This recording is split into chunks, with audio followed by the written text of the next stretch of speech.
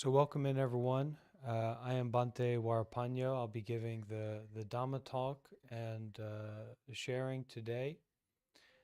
Let's begin by finding our breath, finding our mindfulness. Arrived. I am home in the here and in the now. And experience that through your present moment breathing. It's not difficult, but not everybody wants to do that. So this is the place for the people who want to do that. Okay, you don't have to be here, but you can be here. And we're going to start by lighting some incense and offering our prayers and our blessings, our presence out. And we can invite the Buddha, the Dhamma, and the Sangha to be here supporting us. Okay, so let's light this incense, and then we will pay homage to the Buddha and get into this Dhamma talk. That's okay. Whatever it is forgivable.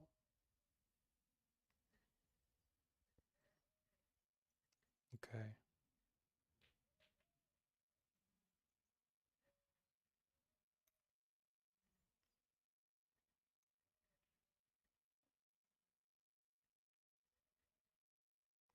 Have a candle here. Oh.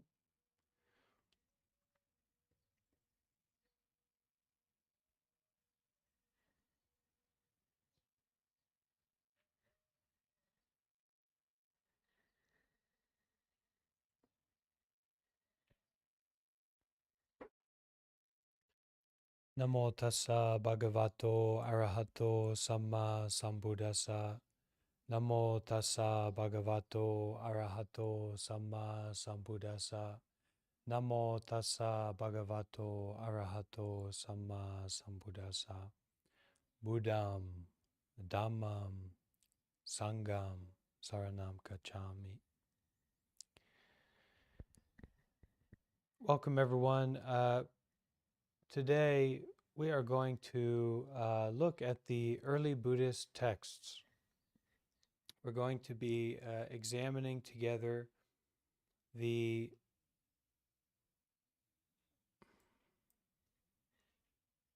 Aditta Sutta, which is entitled Burning, the Sutta of Burning. So let's get into it. At one time, the Buddha was staying near Gaya, on Gaya Head, together with 1,000 mendicants. There, the Buddha addressed the mendicants. Mendicants, and we can say monks. Mendicants, all is burning. What is the all that is burning? The eye is burning. Sights are burning. Eye consciousness is burning. Eye contact is burning. The painful, pleasant, or neutral feeling that arises conditioned by eye contact is also burning. Okay, burning with what? Burning with the fires of greed, hate, and delusion. Burning with rebirth, old age, and death, with sorrow, lamentation, pain, sadness, and distress. And it goes on in this sutra to say the nose is burning, the tongue is burning, the body is burning. The mind is burning. Thoughts are burning. Mind consciousness is burning. Mind contact is burning. The painful, pleasant, or neutral feeling that arises conditioned by mind contact is also burning. Burning with what? Burning with the fires of greed, hate, and delusion. Burning with rebirth, old age, and death, with sorrow, lamentation, pain, sadness, and distress, I say. Seeing this, a learned, noble disciple grows disillusioned, dispassionate with the eye, sights, eye consciousness, and eye contact, and they grow disillusioned with the painful, pleasant, or neutral feeling that arises conditioned by eye contact. They grow disillusioned with the ear, nose, tongue, body, mind, painful, pleasant, or neutral feeling that arises conditioned by mind contact, body contact, tongue contact, nose contact, ear contact. Being disillusioned, desire fades away. When desire fades away, they are freed. When they are freed, they know they are freed. They understand rebirth or coming into being, going out of being. Because once you come into being, once you get a state, get an experience, isn't it? Then that will have to pass away. That state will die. Even if it's a pleasurable or a heavenly state, it is impermanent. So they understand rebirth is ended. The spiritual journey has been completed. What had to be done has been done. There is no return to any state of existence. That is what the Buddha said. Satisfied, the mendicants approved what the Buddha said. And while this discourse was being spoken, the minds of the 1,000 mendicants were freed from defilements by not grasping. So there are a few interesting points in this sutra, but let's start with the main point. We tend to think that if we see what is pleasurable and we avoid what is ugly or distasteful, then somehow we will be happy. We will be free. We will be in a state of love and flowers and joy, right? But the reality is that what we see is burning. And the Buddha here says, what is it burning with? It's burning with the fires of greed, hate, and delusion. This contact, this grasping, this leading on is suffering.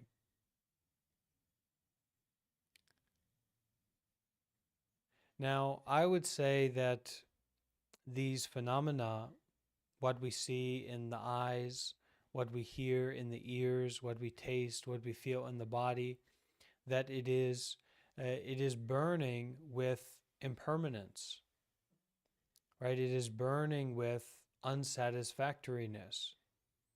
It is burning with no separation. But when we grasp onto that contact, when we grasp onto the beautiful, the ugly, the delicious, the disgusting, what is that like? It is like suffering. It is like miserableness. So the sights, the sounds, the tastes, the experiences that we have in the body are already impermanent. Even before we have a like or a dislike about it, even before we think about it, those sights, those sounds, those experiences that we have are impermanent before our perception of them. And even our perception of them is impermanent.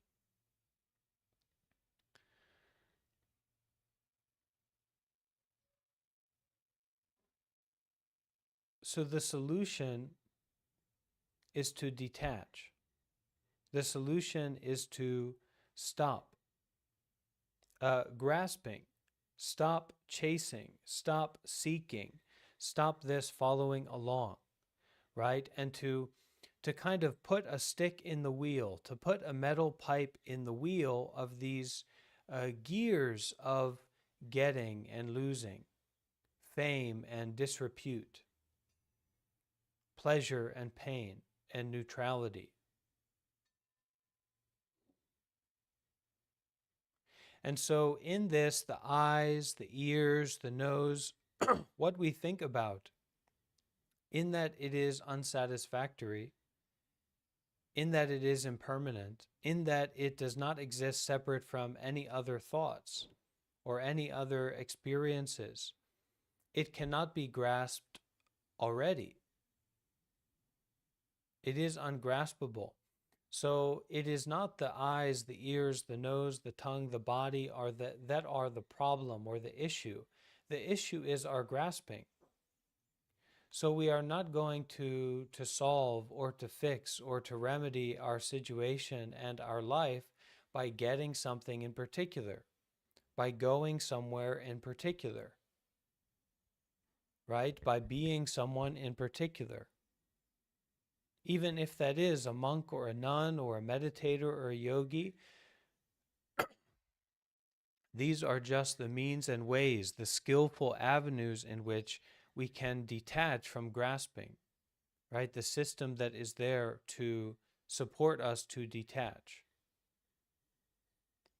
The path, the way of Buddhism is often described as like a raft, a boat that takes us from one shore to the other, from the shore of delusion, from the shore of complicated thinking, from the fire, the burning that we experience, these painful, pleasant, neutral feelings that we grasp onto and then cycle in birth, old age, sickness, and death, pain, sadness, distress. So when we get to the other shore, or when we stop grasping, what need is there for these methods, for these practices, for these identifications, a monk or a nun, etc.?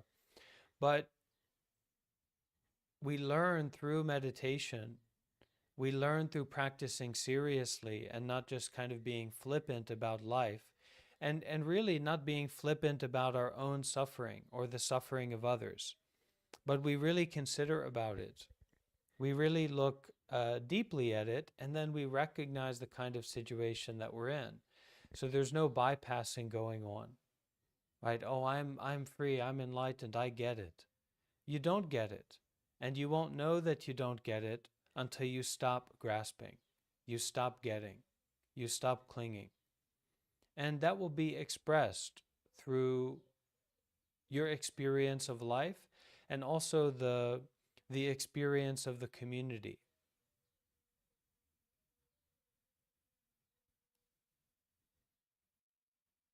The mind, the Buddha says, the mind is burning. Thoughts are burning. Mind consciousness is burning. Mind contact is burning. The pleasant, painful, or neutral feeling that arises conditioned by mind contact is also burning. So what is one of the first things we learn as a young person? What is one of the first things we learn as a child? That's hot. Don't touch it. That burns. That hurts, right? So the Buddhist practice and the Dhamma and the teachings from the Buddha are guiding us towards realizing that this body, this mind, the ears, nose, tongue are hot. They're burning. And if we grasp onto them, we will cycle again and again and again in misery, distress, and we will be subject to, because we have grasped onto someone. We have grasped onto a personal identity, right?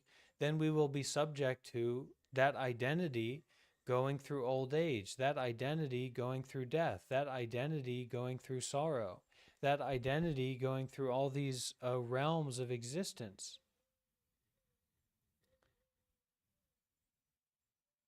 The realms of neutrality, the realms of authority, the realms of,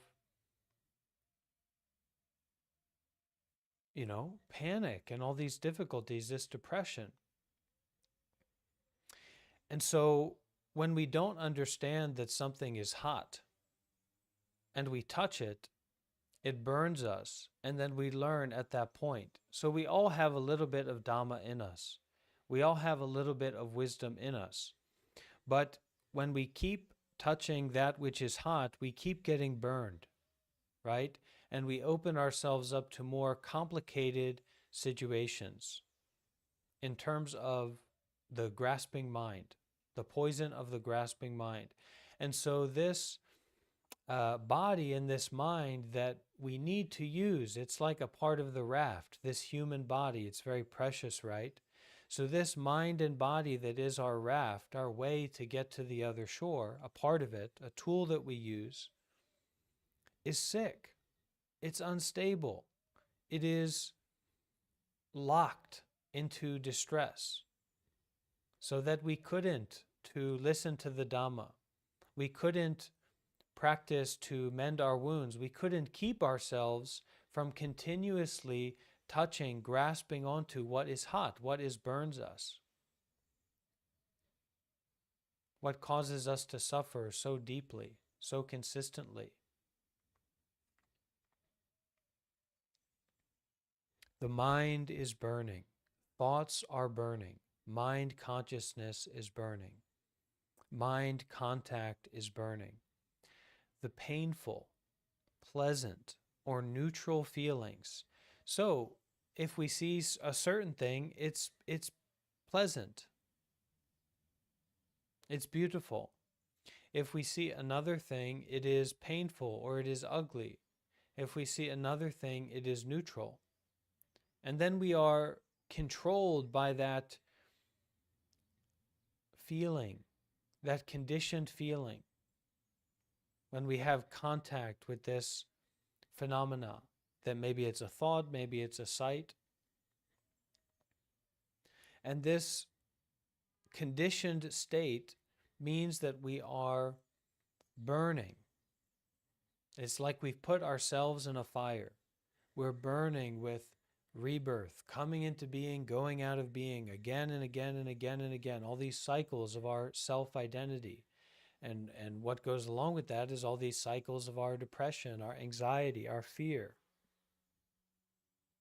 We have to go through old age, we have to go through death, and we feel sorrow, lamentation, pain, sadness, and distress. And you can imagine when you are constantly subject to that kind of experience, when you're constantly subject to this rebirth, old age, death, sorrow, sickness, pain, this distress, you're weak. You're tired all the time.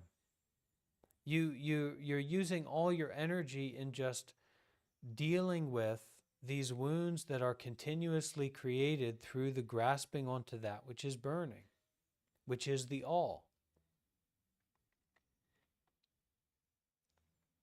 The words of the Buddha.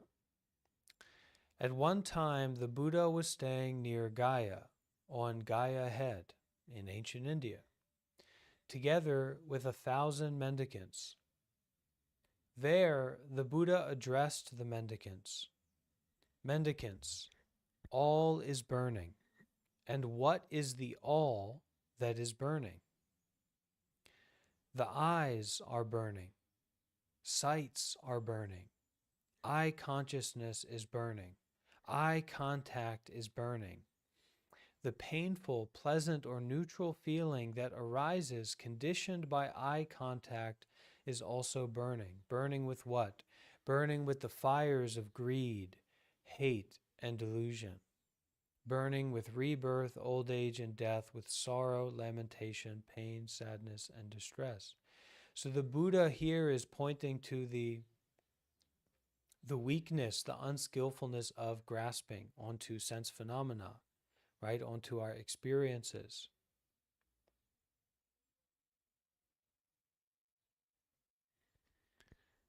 The same is true of the ear, the nose, the tongue, the body, and the mind. The mind is burning. Thoughts are burning. Now, the Buddha here is pointing to the kind of negative point, the unskillful point about these phenomena, right? But is fire bad? Is burning bad? No, it's not. So it's not negative. Buddhism is a non-dualistic tradition. Okay, Buddhism is a non-dualistic religion, philosophy, practice, whatever you want to call it. But because our minds are so gross, at times figuratively, at times literally, generally, because our minds are so gross rather than subtle, the moment that we get guidance about what to do or the opportunities that are there to do that are different from the opportunities that we are used to, right? Even when it's coming from a place of wisdom or from generosity, we get this sense of it being negative. But a consequence is not inherently negative. A consequence is concerned with cause and effect. Certain causes lead to certain effects. Is cancer bad? Is cancer evil? Right? Are car accidents evil?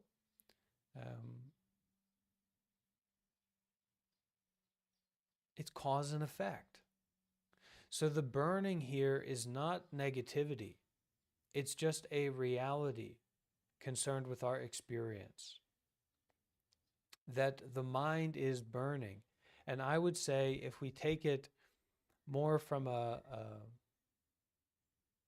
wisdom side, right, rather than kind of pointing to the danger and the wrong approach of grasping onto all these phenomena, these sights, sounds, experiences, and holding on to them as if they are meaningful or that they're in some way going to solve our problem. I somehow I came across a BMW recently, and of course the mind says, hey, that would solve my problem. A new BMW, I heard they're more reliable now, right? Or maybe an Audi or something like that. So that mind comes up again and again and again with small things, with big things, subtle things, and gross things. And it's just not true. And so we need this to be pointed out towards us. And this is a kind of pointing out concerned with our proclivity towards desire based on pleasure, right? A fixation on desire based on pleasure. So we try to avoid the unpleasant. We kind of get it away. And we call this aversion, but it's just another form of desire because we're experiencing something. What we call aversion means that we're experiencing something that's unpleasant. So we desire something that's pleasant. Actually, we're not trying to get rid of that aversion. We may think that we are, but that's not actually what we're doing. We're trying to get something that is pleasant. Because to get rid of the unpleasantness, to get rid of the unsatisfactoriness on a foundational level means to stop grasping onto that which is hot, that which is burning, trying to grasp onto that which is impermanent. It's like if you put your heart, mind, ego, soul, etc., all this stuff into being satisfied or being happy if you could get a hold of some water or if you could pick up some sand and hold it in your hand. It just flows out. It just goes out. Like if you could grab a hold of a cloud or if you could keep it there. You can't keep it there. So the mind is burning with impermanence. Thoughts are burning with impermanence. Mind consciousness is burning with impermanence. It's on fire all the time. Whether we recognize it or not is like, if you recognize gravity or not, does that diminish gravity? Does that take away from it? No. So the mind is burning. Thoughts are burning. Mind consciousness is burning. Mind contact is burning. The painful, pleasant, or neutral feeling that arises conditioned by mind contact or conditioned by body contact is also burning. Burning with what? Burning with the fires of greed, hate, and delusion. Burning with rebirth, old age, and death. With sorrow, lamentation, pain, and sadness, and distress, I say. Seeing this, a learned disciple, a sincere practitioner, okay, someone who's serious about this, grows disillusioned, dispassioned, disenchanted with the eye, sights, eye consciousness, and eye contact. And they grow disillusioned with the painful, pleasant or neutral feeling that arises conditioned by eye contact. So not just disillusioned with pain and unpleasantness, but disillusioned with pleasure, disillusioned with neutrality, not allowing anything to kind of take this authority over your practice, over your direct experiencing, over your mindfulness, over your doing good deeds, over your following precepts.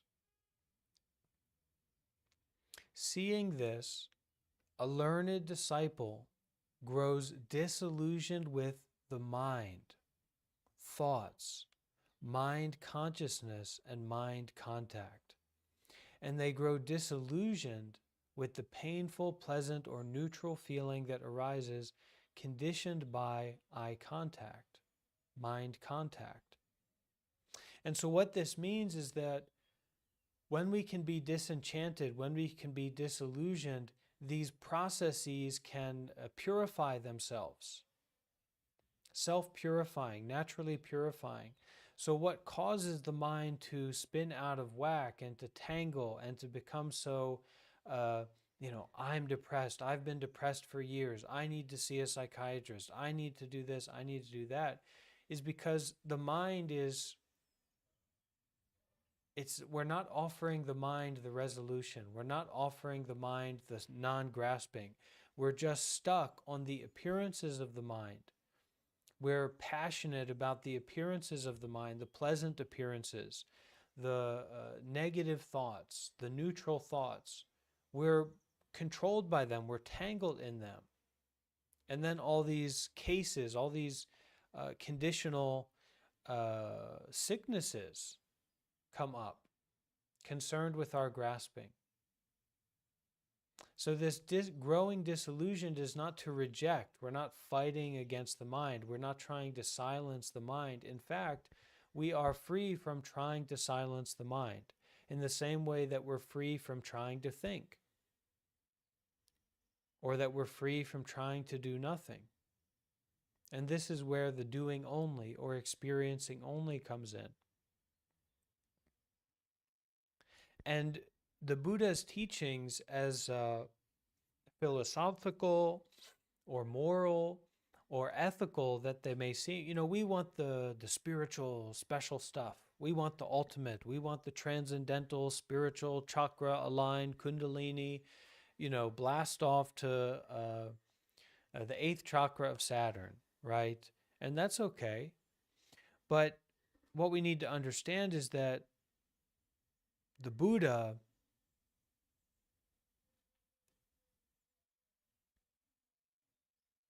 is like marble, in that it doesn't matter how much you punch marble, you're not going to interfere with it.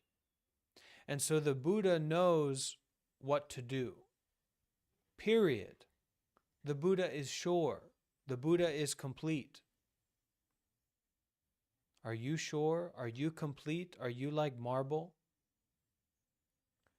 It is even said by later monks that were very worthy. They had a degree of enlightenment, that at one time it was a warring state, and there was a great monk who ran a temple in this warring area. And some general kind of came along this monk, and maybe to test him, or maybe thought that he was a threat to his political position. And so he came to that monk and he threatened him. And the monk said,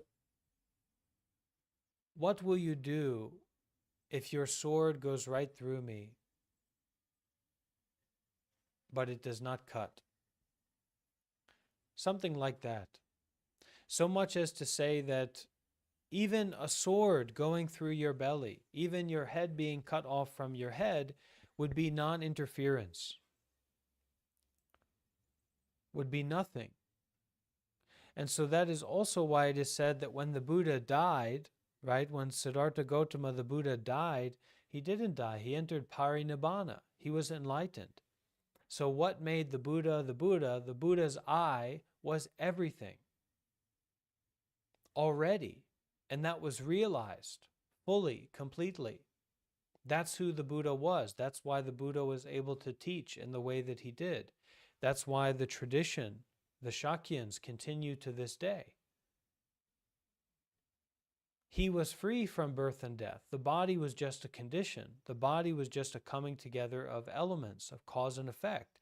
But that was no longer the Buddha.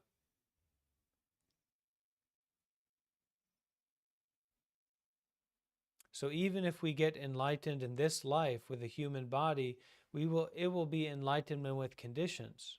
And then when the body passes away, or at the time of your choosing, because as an enlightened person, they can end their life anytime. They can stop beating their heart, for example. So when that happens, they call it parinibbana, final nibbana, nibbana without conditionality. And it's really like that. Just in the way that a tree is really everything. And that we are the children of the sun. The earth is our mother. Already, instantaneously, before thought, before processing, before cognition, before someone, even before human beings were around, it was already like that. So seeing this burning quality of all phenomena, really, but our human connection, our human experience of with these phenomena, the ear, the nose, the tongue, the body, and the mind, the eyes, that they are burning. Seeing this, a learned, noble disciple, a sincere practitioner, grows disillusioned with the mind, thoughts, mind consciousness, and mind contact. And they grow disillusioned with the painful, pleasant, or neutral feeling that arises conditioned by mind contact. They grow disillusioned by the eye, ear, nose, tongue, body, and mind. Painful, pleasant, or neutral feelings that arise conditioned by that contact.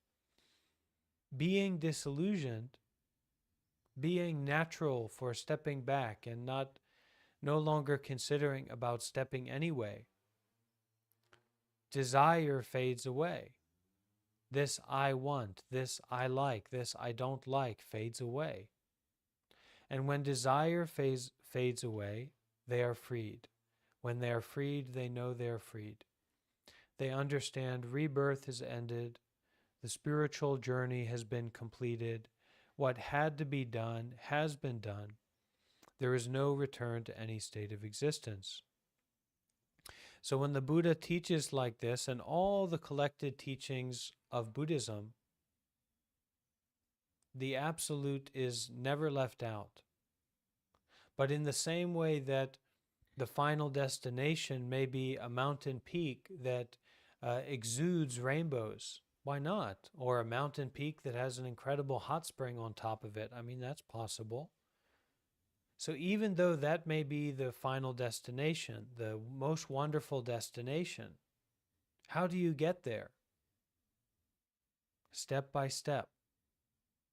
You walk the path. And when you get to the top of the mountain and you get in the hot tub, although this is still in the realm of pleasance, so don't confuse it, don't grasp, then you can put down the path. But until then, we take refuge in what works. And we can call it the Buddha, the Dhamma, and the Sangha. Why not? If we've got a better idea, we can share it and we can discuss it. But otherwise, try. If it works, stay with it, learn more about it, test through your experience and test through your practice, not through your thinking. The less doubt that you have concerned with the Buddha, the Dhamma, and the Sangha that leads you to practice, the better. What do you need to doubt about? What do you need to be skeptical about, concerned with doing good deeds? What do you need to be skeptical about, concerned with mindfulness of breathing now only? It's ridiculous. What do you need to be skeptical about according to your capacity to sit and deepen your meditation mind, to cultivate loving friendliness, to cultivate peace, to cultivate your virtue, right? Really being a good person, following precepts, 5 precepts. Perhaps consider to live in an environment that is more serious, concerned with this path as well. Don't leave it out. But don't cling to that and think that's going to be your solution, because that is nothing. That is just burning. That is just clinging. But we still have to walk step by step. And I recommend that you walk step by step, concerned with the Buddha, the Dhamma, and the Sangha, because it has worked for me. And I was not an easy case. Okay, I'm not from Stanford. I didn't grow up in a mansion or a nice home and live there for 18 years until I graduated. No, wasn't like that. My mind wasn't like this until I took refuge, until I found the Buddha, the Dhamma, and the Sangha. I was very sick after high school, very, very sick with mental health issues. And I left home, and I traveled in the U.S. trying to find an answer, right? I thought abandoning or running away was the answer. And so I came across Alan Watts, and I came across, different psychedelics. I came across the Native American church, peyote meetings, sweat lodges. I came across the Hare Krishnas, the Hare Krishnas. I lived with them for a few weeks. I thought maybe that was the answer. And I had a lot of deep, positive spiritual experiences and a lot of deep negative spiritual experiences. But it wasn't until I found Buddhism. It wasn't until I contacted Buddhism, the Buddha, the Dhamma, and the Sangha, that a foundation appeared before me. A lot of high and low experiences, special experiences, my way of being changing and things like that. But it wasn't until I went to go and live at the meditation center for the long term, that I found this grounding. And that grounding has been there for me these past 10 years.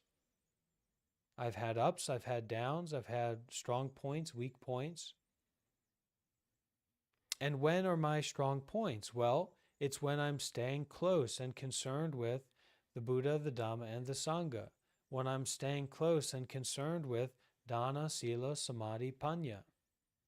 And really, we're already extremely blessed to have a human life.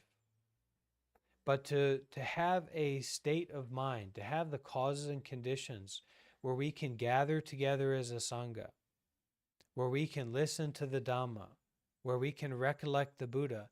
I'm telling you, there's a lot of people who think that they're interested in spirituality or the truth or enlightenment, etc., and they do not have the good conditions to do something like this. It is unreachable for them.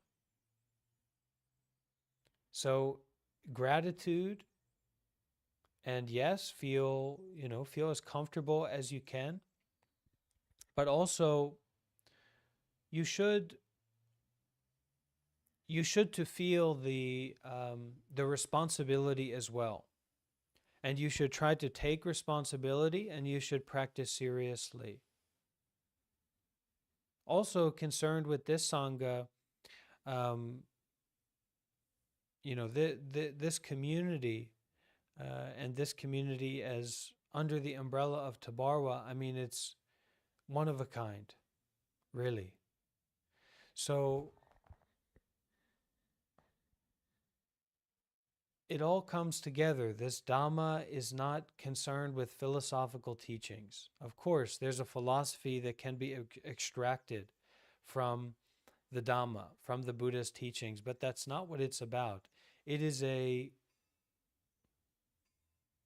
completed way. And if we just do for ourselves, if we just consider for ourselves, we will be very limited in how much progress we can make, especially concerned with dana, generosity. And generosity is the chain breaker of attachment. Dana is the chain breaker of attachment.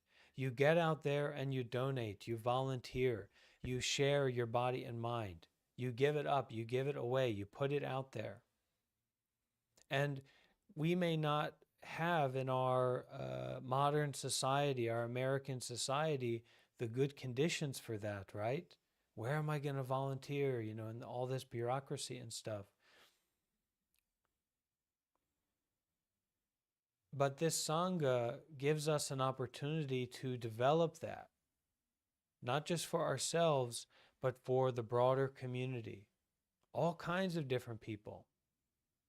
And it's not about being a monk or a Buddhist necessarily, but giving people the opportunity to be volunteers, giving people the opportunity to be donors, giving people the opportunity to be meditators, to be yogis, and becoming a monk or a nun and making that accessible. To be teachers, to be facilitators, to be guides, to be project leaders, concerned with the Buddha, the Dhamma, and the Sangha, and concerned with helping people who need help. And there are many people like this. So if we take these three principles right, tons of people need help, I need help, and the Buddha, the Dhamma, and the Sangha works. So it all comes together, right? Because you need help, you approach the Dhamma, you approach the Buddha, you approach the Sangha. You find that works. And the Buddhism is saying that the way we can develop insight and freedom is with dana, right? With doing good deeds, with volunteering, with helping, with sharing. So all of these things come together. And this is a part of our mission statement here in this group, okay? And it is, right? It's heavy to have that opportunity, because with opportunity comes responsibility. But we digest that heaviness with the Dhamma, with the teachings, not with our proclivity towards being anxious and being afraid of ourselves. There's nothing to be afraid of. Everything that arises is conditioned, and all conditioned phenomena do not exist separately from everything else. And they do not exist permanently. So your nature is not that which is a conditioned phenomena. Your original nature, your Buddha nature, is like the original nature of a tree.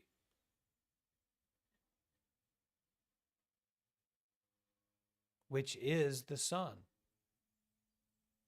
And is not the sun, and is not the sun, and not the sun, etc. Infinity. Everything. We can use the word everything to clear the air, but it's going to take time to develop our understanding and our experience, to be more and more skillful, not to just pleasure ourselves, but to help, to share, to give up, to everything, to bless, to finish, to resolve phenomena. And so we need a container to support us in doing that. And that container is the Buddha, the Dhamma, and the Sangha. That container is doing good deeds wherever we have the opportunity. Practicing mindfulness whenever we have the opportunity. Following precepts whenever we have the opportunity. Practicing meditation seriously whenever we have the opportunity.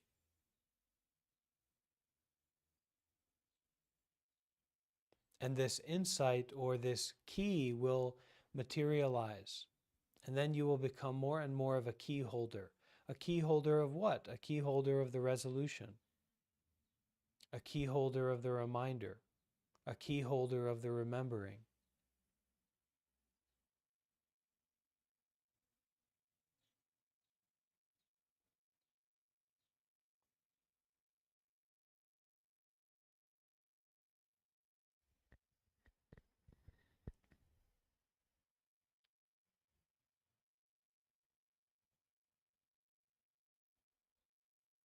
So to finish the sutta, that is what the Buddha said. Satisfied, the mendicants approved what the Buddha said, and while this discourse was being spoken, the minds of the 1,000 mendicants were freed from the defilements by not grasping.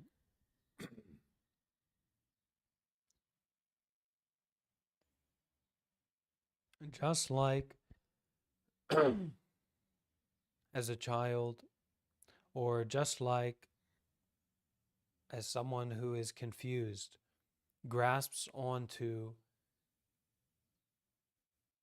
the hot stove or takes a gulp from the coffee that is too hot, realizes that it is burning, and puts it down and does not grasp. We also practice like that for the mind, for the eyes, the ears, nose, tongue, body, mind, and all sense phenomena that arise out of those faculties that we have.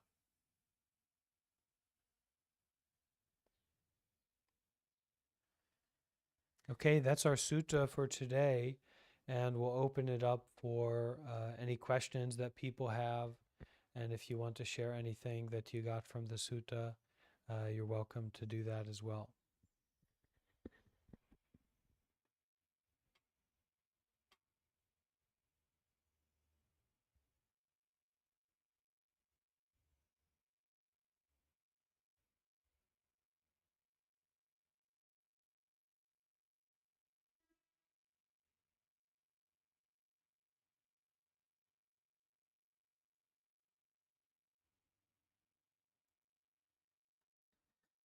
Yes, what's your question? Uh, okay, recently I had this experience of acute physical pain. My tooth was inflamed for 3 days, and uh, it was resolved with the help of dentist. Yeah, so I had a question. Question came up: how to deal with acute physical pain? I mean, to not physical pain is can distract heavily your consciousness. You know, uh, it can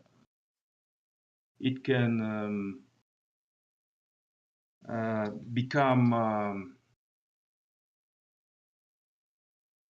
it can make you feel angry, etc. Not mindful. Yeah, naturally. So what's the best way to deal with physical pain when you're in physical pain? How to it's better to focus on what you feel, or to distract some way. I don't know. That's the question. Well, like this sutta says, um, when we feel something pleasurable, we grasp onto it as being refreshing and cool, and then we feel lazy. We are easy to sink in pleasure. We want to sink in pleasure. We want to drown in pleasure. We don't care, right? The more pleasure, the better. So, because this grasping faculty is empowered by our tendency towards pleasure, that means that it is ready, it is primed to grasp onto pain. You understand? And to entangle in pain, to hold on to pain. So, pain is actually a very powerful way that we learn to detach, right? And I feel that this is why the Buddha teach in this way concerned with the burning, how he described the burning, right? He says the eye is burning, sights are burning, eye consciousness or body, okay? The body is burning, like a toothache. Feelings, sensations are burning. Body consciousness, the I that is experiencing the body, is burning. Body contact is burning. The painful or pleasant or neutral, but here the painful feeling that arises conditioned by body contact is also burning. So the pain itself is burning as well. Burning with what? Burning with the fires of greed, hate, and delusion. So it is the burning itself that is feeding this fire. It is the grasping itself. It is the chasing itself. It is the choosing itself. It is the I sense.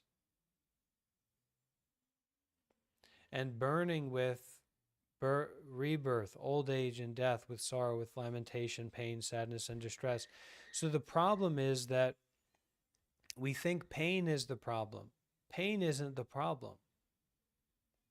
Pain is, here it's a kind of solution, because it shows us that this body, this contact, these nama and rupa, the ear, nose, tongue, body, and mind, okay, the forms that we experience are burning.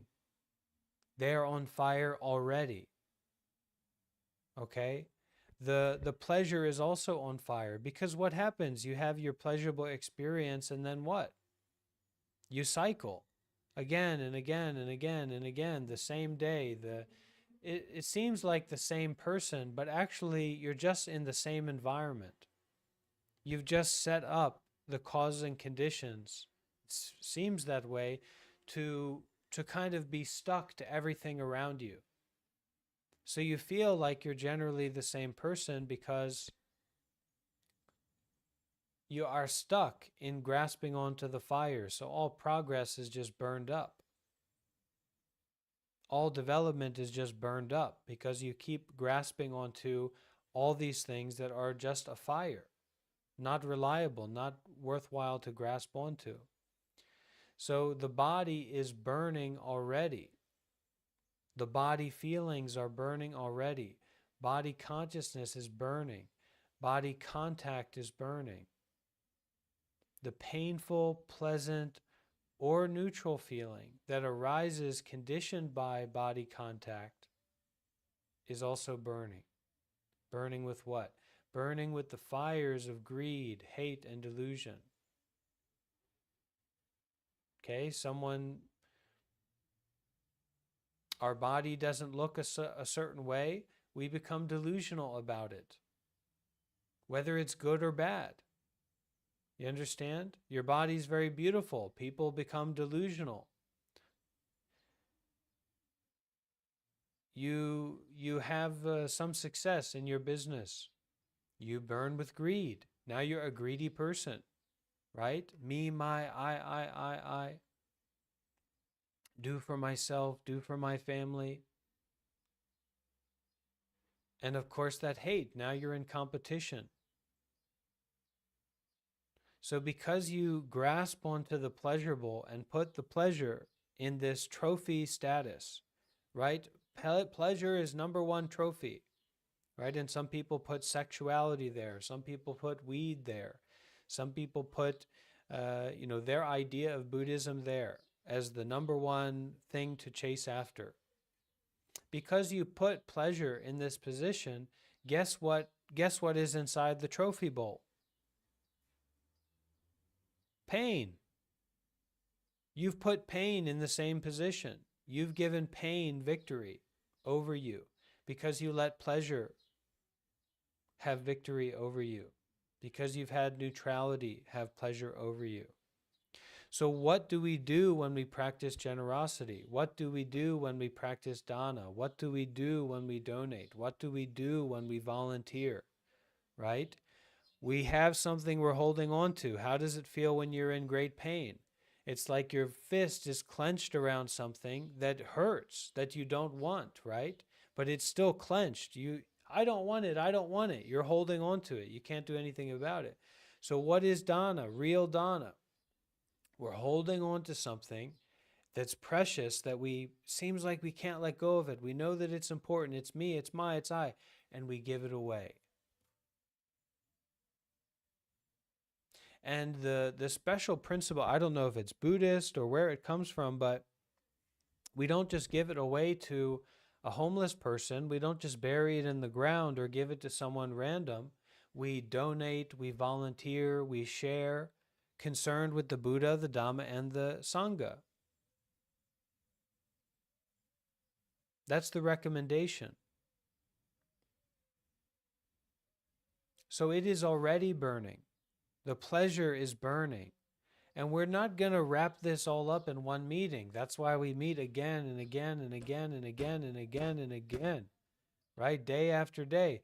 So instead of it being day after day of seeking pleasure and avoiding pain, which of course is also there, we stop. And then we don't start.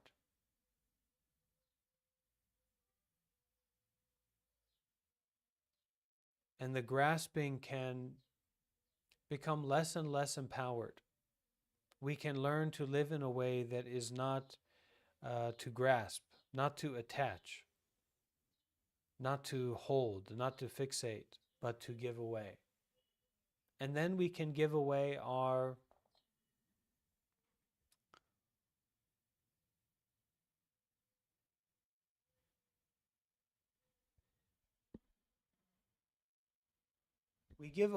involvements with sensation. We detach from the body, okay? But we have to work on the gross level first. More dana, more giving, more volunteering, more sharing, more offering out. Okay, you do it concerned with the Buddha, the Dhamma, and the Sangha, good. You do it concerned with the children, probably better. Okay? But you do it in the deep way, the powerful way, and the Buddha, the Dhamma, and the Sangha is responsible for a lot of children as well. And we want to be more responsible for the children of the world. But we need people who are powerful and ready to move forward in doing all kinds of good deeds. Okay?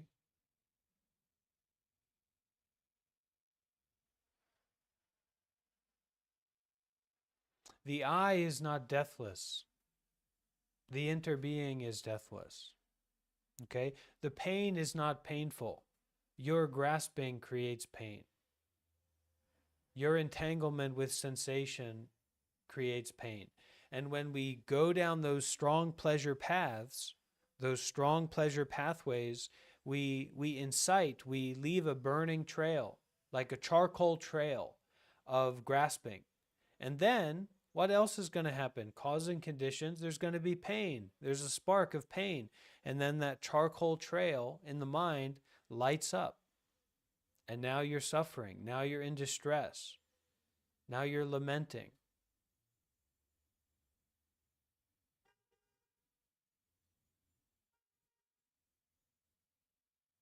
So not everyone has a human body. The birds outside, they don't have a human body. So even if they can hear the Dhamma, maybe they can become enlightened. But what about helping all these other people? Helping to enlighten all the other beings in the deepest and strongest way possible, all the human beings. So there's a preciousness to this moment and the conditions that you already have. And you need to take more and more responsibility for it, so that when the toilet explodes and all the feces hit the fan, you've got your umbrella already. Okay? And not only that, but you've got the children and your friends and your fellow practitioners and your community there with you, and you get to be the one who holds up the umbrella. How wonderful. Right? So dana is also what leads us into community. And if we are concerned with a community, we will be more easy to detach from ourselves, because we will see, oh, it's not just about my needs. It's not.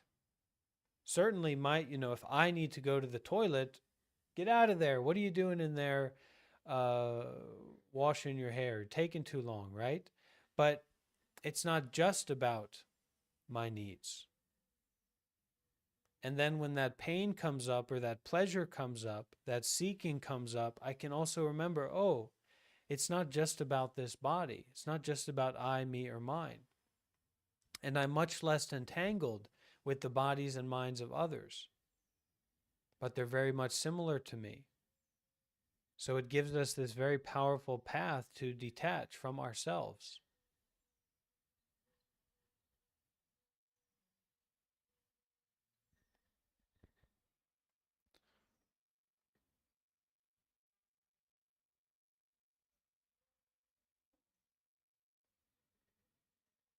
Okay, Ryback?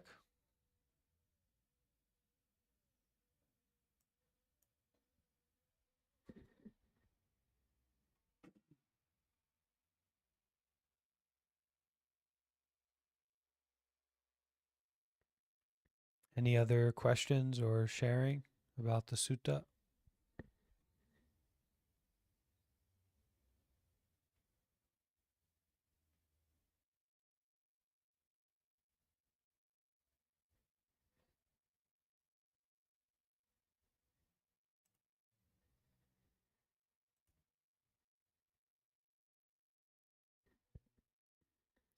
Okay, beloved Sangha community, we will meet again in the meditation hall here in Tabarwa, South Italy, in 4 hours, 7 p.m. Italy time. I'll be live on YouTube. Until then, wish you all the best. I put an announcement recently in the announcements channel here on Discord, so make sure you look over that, as the teaching schedule will change for a little bit. And we'll finish up here for now, okay? Or we do 3 sadhus, 3 happy sadhus. Sadhu, sadhu,